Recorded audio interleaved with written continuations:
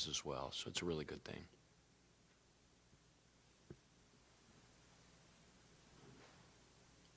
Do you know John Calipari at all? Have you had any interaction with him? And what are your thoughts on facing a guy who, I mean, he's obviously in the Hall of Fame. Yeah. I know Coach Cal. I think he knows me. I mean, obviously, he's a Hall of Famer. He's a legend. He's one of the best college basketball coaches of all time. Yeah, he's been very gracious to me over the years. Very classy guy. He was friends with Coach Prosser. I've talked about Coach Prosser, my mentor, many times. When I was playing at Xavier, I did more sitting than playing, but when I was a player at Xavier, we had just entered the Atlantic 10, and UMass was the class of the league at the time, and they were the #1 team in the country with Marcus Camby and all those guys. So I remember, competing against him back in the day. And one interesting story about Coach Cal, and it just talks to, the type of person he is. First of all, I've always said in getting to know him that if he wasn't in college coaching, he would, be governor or president or something like that, or, a billionaire CEO of some big company. He's just that type of guy. I'm not really, I guess I'm giving him credit a little bit for being the nudge that gets the Cintas Center built at Xavier University. But when we were in the A-10, and they were #1 in the country, and Xavier was this kind of like little engine that was trying to climb in the national landscape of college basketball, and UMass had kind of really hit, and they had just built their arena up there. And we were playing them. We weren't very good that year. It was it was our first year in the Atlantic 10.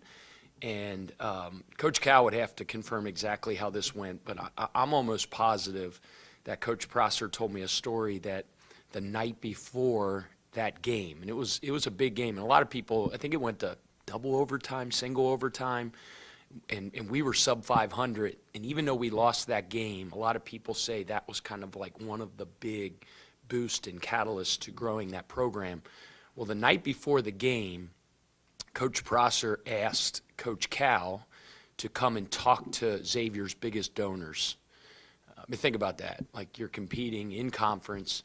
The night before the game, Coach Cal shows up at something, whether it was at somebody's house, it was some function, and gave them this passionate rah-rah speech on if Xavier was really going to go all in and commit, they had to get this building built. And I think Mr. Colhep was there, who was the president of Cintas at the time, and there were several other big donors. And sure enough, shortly thereafter, the Cintas Center stuff got approved. A couple years later, they broke ground, and they built that building, and then the rest is history. I think that's a cool story because it talks about the type of person that he is, of kind of like helping others. But you hope college coaching gets back to the point where there's kind of that close fraternity where, you in the summer when you're out at AU events, you go and, enjoy a dinner with other coaches. It just doesn't seem like that happens as much anymore. But Coach Prosser was that way, and Coach Cal comes from that era where the coaches really, really spent time together, and the coaching fraternity was something that coaches took great pride in. Not that we don't all get along now and stuff like that, but I just feel like maybe it's the stakes, maybe it's the whatever it is, but we're all a little bit more territorial and things like that. So I thought that was a good story, and it talks to the type of person, type of character he has. Pat, when you fire up the film on this Arkansas squad, what do you think stands out the most to you on film when scouting them? I mean, a lot. They're extremely talented. It's one of the most talented teams in the country. They're extremely explosive. They're fast. They're athletic. The floor really tilts when they get the ball. I mean, it goes downhill. And they have a lot of very talented players all across their roster, both in their front court and in their back court. And they're obviously well coached as well. So, we have to be on it on both sides of the floor in the game on Wednesday. And obviously it's going to be a great college basketball atmosphere. The arena is going to be hopping, so the lights are going to be bright. It's going to be a big stage, and we're really excited about the opportunity going against one of the most talented teams in the country. And this Arkansas game is the first game in a 4-game stretch where you play 3 ranked teams. Obviously, you always say the next game's the most important, but All what are I you care hoping about. to learn from your team entering this crucial stretch? I don't care about the stretch. I care about Arkansas on Wednesday, and I care about today's practice. It's all that matters. There's nothing to do with the stretch. It has to do with what's right in front of us, and that, like I said, is arguably the most talented team in the country coming up for us on Wednesday. You mentioned the environment there. Obviously, that's a place that gets packed, gets loud.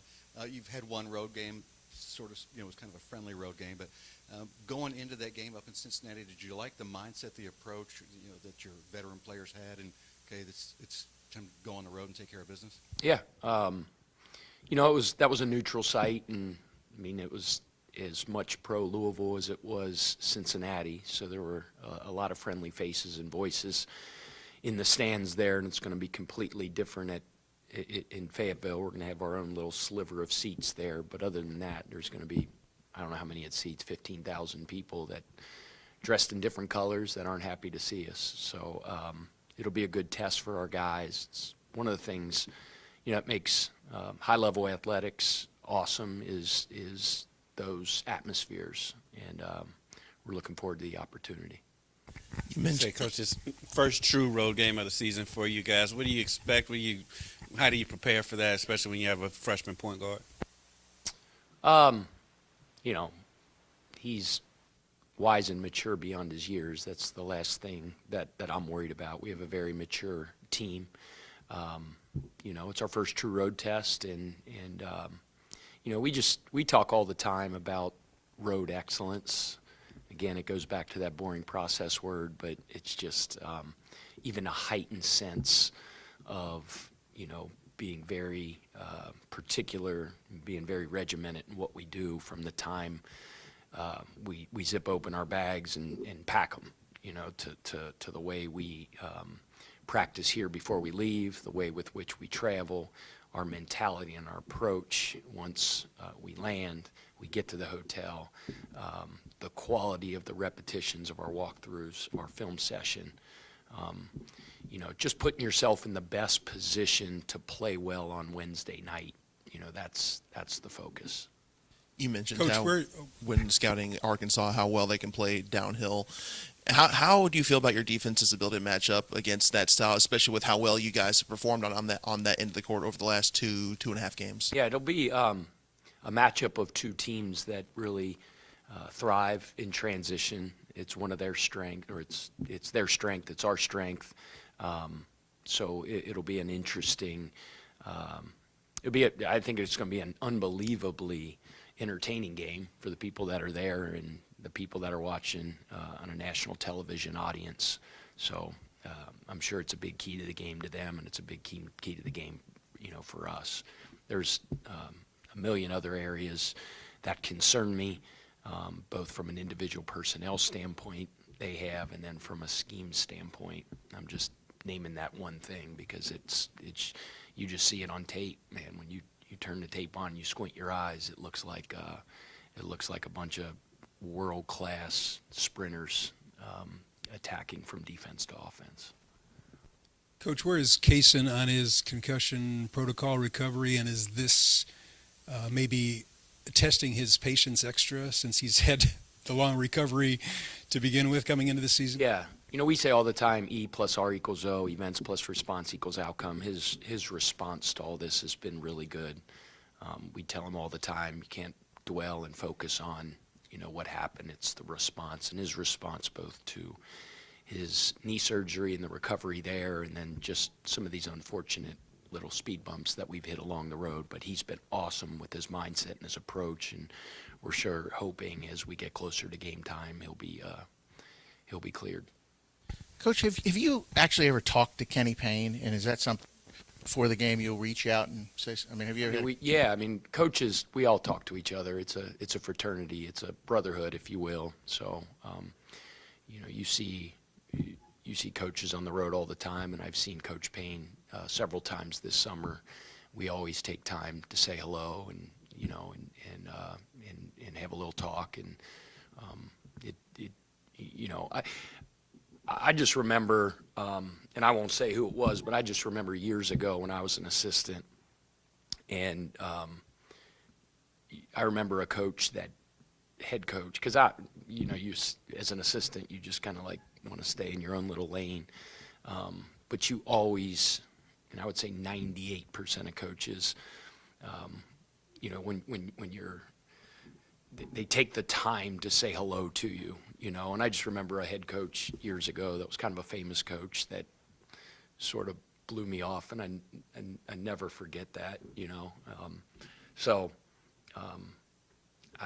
I try to, this has nothing to do with that question. It's just when I come out to shake hands, whether it's the director of basketball operations at Eastern Michigan, in a GA at Eastern or at Ohio or Eastern Michigan, where was it? And he was waiting outside the locker room for me after the game, and I didn't know he was waiting for me, but I saw a guy with the Ohio shirt on. I thought maybe he was waiting for our video coordinator to exchange something or whatever.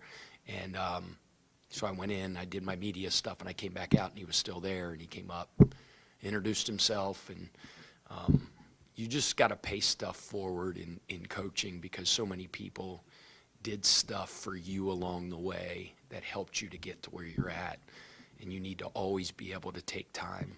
I don't know why I'm going with all this stuff, but Urban Meyer was a guy that I read his book and then reached out to him when I was like in my first couple of years at Winthrop, and like, he doesn't know me from anything, followed up with me, had several telephone conversations with him, sent me a signed copy of his book, agreed to do a Zoom call or a teleconference with our players. He came into a team meeting.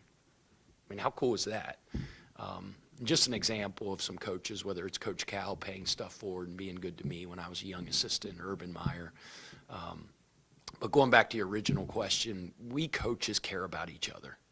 We just do. We're competitive. I always use the term, we try to tear each other's faces off, because when you go out there between the lines, it's stinking nasty. But, when you see things happen, and, in any sport, whether it's college football, college basketball, when coaches get let go, that, man, we make a lot of money and stuff like that, so I know we're not asking anybody to feel sorry for us, but we all know how, more than anybody, how it affects our families and how it affects our children and how it affects, that. And that matters to us more than anything, the trials and tribulations that our children and our wives and our families have to go through when stuff like that happens. So coaching fraternity is great in that regard, and that we care for each other, but we're some of the most competitive human beings on planet Earth. It's a heck of a way to make a living, but it beats working. I wouldn't tell you. have you ever been to Bud Walton, and what have you heard? Like, what kind of atmosphere do you expect? No, obviously, I've never played there. I've been there before, but I've never coached there. Back in the day when you used to be able to have AU tournaments on campus, that was a place that they used to host AU events. I remember one time the spring evaluation period was over Easter, and they don't do that anymore. But I remember being there for Easter, and we had a Catholic Mass in the morning with a bunch of college coaches in some little side room in Bud Walton Arena. I thought that was really cool. I don't know. It's not very interesting, but. Anything else for Coach Kelsey? Great, thanks, guys. All right, thank you.